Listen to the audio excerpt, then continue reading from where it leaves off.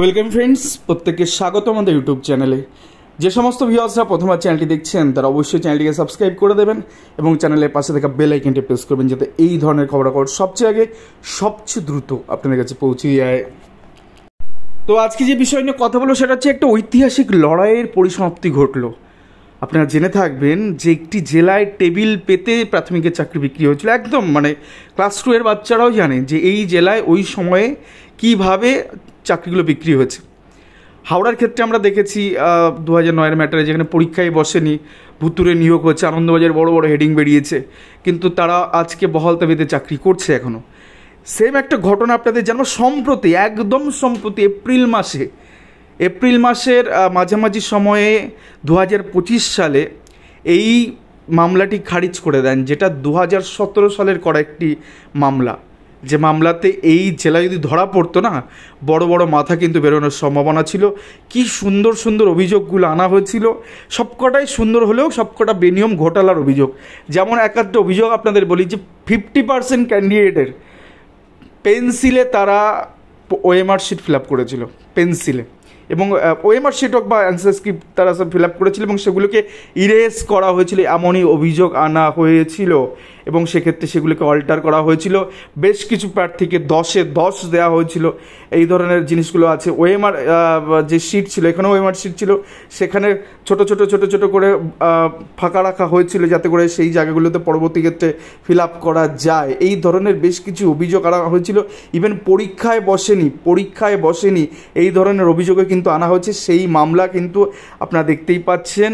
In view thereof the writ petition being WPS such and such 2017 is dismissed without granting liberty to read petitioner to file any read petition on the same cause of action, অর্থাৎ এই same cause of অ্যাকশানে এই মামলা কিন্তু আর মহামান্য হাইকোর্টে করা যাবে না, লিবার্টি দেওয়া যায়নি। সেক্ষেত্রে একাধিক প্রায় 6 থেকে 8 জন পিটিশনার তারা একত্রিত হয়ে 2006 রিক্রুটমেন্ট প্রসেস, যেটা কিনা আপনারা দেখাবো কোন ডিস্ট্রিক্টের কথা বলছি, একদম চোখা জিনিসগুলো করা হয়েছিল। যে মাধ্যমিকে কিছু নাম্বার, ধরে নিন মাধ্যমিকে কেউ 60% বা 58% পেয়েছে, তাকে ফুল নাম্বার দিচ্ছে 10-এ 10, কিন্তু যে 65% পাচ্ছে তাকে কিন্তু 10-এ 10 দেয়নি। এইরকম ইরেগুলারিটিগুলো খুব সুন্দর আরটিআই রিপোর্ট থেকে শুরু করে একাধিক জিনিস এই মামলার সাথে এখানে অ্যাড করা হয়েছিল, যেখানে 24 জন পিটিশনারদের আরটিআই করে তাদের সমস্ত কিছু বের করা হয়েছিল। সেখানে ইরেগুলারিটিগুলো প্রমাণিত হয়েছে। সমস্ত সিরিয়াল নাম্বার ধরে এই মামলা করা হয়েছিল। 915 জন জেনারেল ক্যান্ডিডেট, ওভারেজ ছিল 915 জন জেনারেল ক্যান্ডিডেট। ভাবতে পারছেন, যেখানে গিয়ে 915 জন না, 915 নম্বর সিরিয়ালে একজন জেনারেল ক্যান্ডিডেট, তিনি ওভারেজ ছিলেন, সেক্ষেত্রে তাকে অ্যাপয়েন্টমেন্ট দেওয়া হয়েছে। A number of candidate obtain lower marks and the Madhyamik examination have been awarded 10 out of 10, অর্থাৎ 10-এ 10 দেওয়া হয়েছে যারা লোয়ার মার্কস ছিল। যেমন একটা উদাহরণ টানা হচ্ছে, 446 নম্বরে যিনি চাকরি পেয়েছেন তার নাম্বার 43.63, সেক্ষেত্রে তার একাডেমিকে 10-এ 10 দেওয়া হয়েছে। আবার কারো একজনের নাম্বার 53.63%, তাকে কিন্তু 10-এ 10 দেওয়া হয়। এই ধরনের বিভিন্ন অভিযোগগুলো আনা হয়েছে এবং যেগুলো কিনা মারাত্মক ছিল, টোটাল ভ্যাকান্সি 934 জন general candidate, only living aside other vacancy have been EC category নিয়ে সমস্যা ছিল, সেটাতেও করা হয়েছে। আবার একটা জায়গায় দেখা যাচ্ছে যে কোর্ট কেস, প্রত্যেকটা প্যানেলের পাশে লেখা আছে কোর্ট কেস, বাট কোন নাম্বারে তারা চাকরি পেয়েছে, কোর্ট কেসের বদলে তারা চাকরি পেয়েছে, সেগুলো কিন্তু কিছু উল্লেখ না করেই একদম পুরো ঢালাওভাবে টেবিল পেতে চাকরি বিক্রি হয়েছে এই জেলায়। সেই ধরনের অভিযোগগুলো করা হয়েছে। পরীক্ষায় বসেনি এই ধরনের অভিযোগগুলো করা হয়েছে। এবং সেক্ষেত্রে দেখতে পাচ্ছেন the writ petition has been filed, 8 petitioner তো 8 জন পিটিশন করেছেন এবং সেক্ষেত্রে সার্টেন ইরেগুলারিটিস, পরীক্ষায় বসেন, এই ধরনের জিনিসগুলো তারা কিন্তু সামনে এনে দিয়েছেন। এবং সিলেকশন প্রসেস 2006, তো filing the post of assistant teacher in various school of the primary school under the district primary school, পশ্চিম মেদিনীপুর। তাহলে ব্যাপারটা কোন দিকে যাচ্ছে, গোটা বিষয়টা নিশ্চয়ই আপনারা বুঝতে পারছেন যে কিসের কথা বলা হচ্ছে। তো এই ধরনের জিনিসগুলো কিন্তু একদম সম্প্রতি এই বেঞ্চ কিন্তু এই মামলা খারিজ করে দিয়েছে। তার কারণ আপনাদের জানাবো যে কেন খারিজ করে দিয়েছে।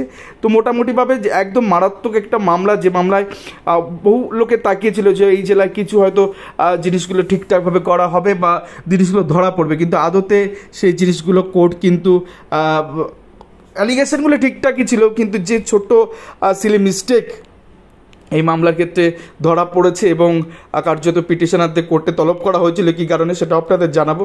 তো রিট পিটিশন 79 পাতা রিট পিটিশনে পরিষ্কার, মানে এটা নিয়ে জাস্টিস হ্যারিস্টেনাসের একাধিক জাজমেন্টও ছিল, সেগুলো নিয়ে আমরা নাই বা গেলাম। তো সেক্ষেত্রে পরিষ্কার যে বিষয়টা, এই যে district primary school council Paschim Medinipur এখানে ঢালাওভাবে যে জিনিসটা করা হয়েছে, তাতে করে কিন্তু গোটা বিষয়টা কিন্তু একটা ভালো দিকে যেতে পারতো পিটিশনারদের ফেভারে, বাট পিটিশনার এখানে ল্যাক অফ জিনিস রয়েছে। সেটা কি না, এখানে দেখুন একটা অ্যারিথমেটিক ক্যালকুলেশন এখানে বিচারপতিরা বলেছেন যে এভিডেন্ট দ্যাট 2006 মানে 2006 রিক্রুট সিলেকশন প্রসেস, সেখানে রাহুল চক্রবর্তী বলে একজন ছিলেন, তার বয়স 18 হয়নি, অতএব তিনি পরীক্ষায় বসেননি। তো সেক্ষেত্রে তিনি কি করে এই মামলাটা দায়ের করলেন? বাবু 2017 সালে করা মামলা, তখন হয়তো তার বয়স 18 হয়েছে, কিন্তু 2006 সিলেকশন প্রসেস, যিনি পরীক্ষায় বসেনি এমনটা দাবি করছেন।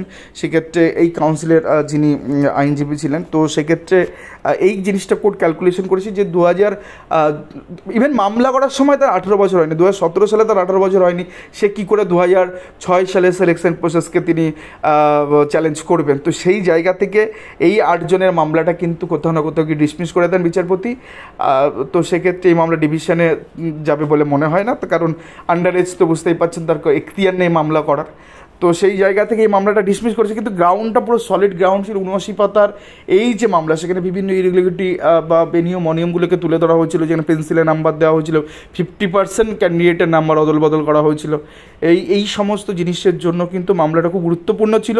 দেখতেই পাচ্ছেন mister Ahmed junior, mister Shah, that the learned advocate of the district primary school council Paschim Medinipur invites my attention to memo number 23 June 2022 issued by the chairman council. সেক্ষেত্রে সাবমিট করেছে যে তার বয়স হচ্ছে এত, মানে আন্ডার 18। মামলা করার সময় আন্ডার 18 ছিল, কী করে মামলা গ্রহণ করলো কোর্ট, সেটা একটা ব্যাপার। কস্ট ইম্পোজ করেনি, এটাই সব থেকে বড়ো ব্যাপার। তো রিট পিটিশনারদের বা মামলাকারীদের মামলা কিন্তু খারিজ করে দিলেন এই মর্মে যে তাদের বয়স, মানে এই যে রাহুল চক্রবর্তী সামথিং কিছু বললাম, তার বয়স 18 কম, যার জন্য কিন্তু তিনি রিট পিটিশন করার মতন জায়গায় ছিলেন না, তবু তিনি করেছেন। কিন্তু যা মামলাতে যে সমস্ত অ্যালিগেশনগুলো আনা হয়েছিল মারাত্মক, 15 থেকে 20টা পয়েন্ট মারাত্মক। এবং 2006 সালের রিক্রুটমেন্ট প্রসেসে কী হয়েছে বিশেষ করে পশ্চিম মেদিনীপুর জেলায়, পূর্ব মেদিনীপুর জেলায়, সেটা কারো জানতে বাকি নেই। তো সেই জায়গা থেকে এই মামলাটা মহামান্য হাইকোর্ট কিন্তু খারিজ করে দিল।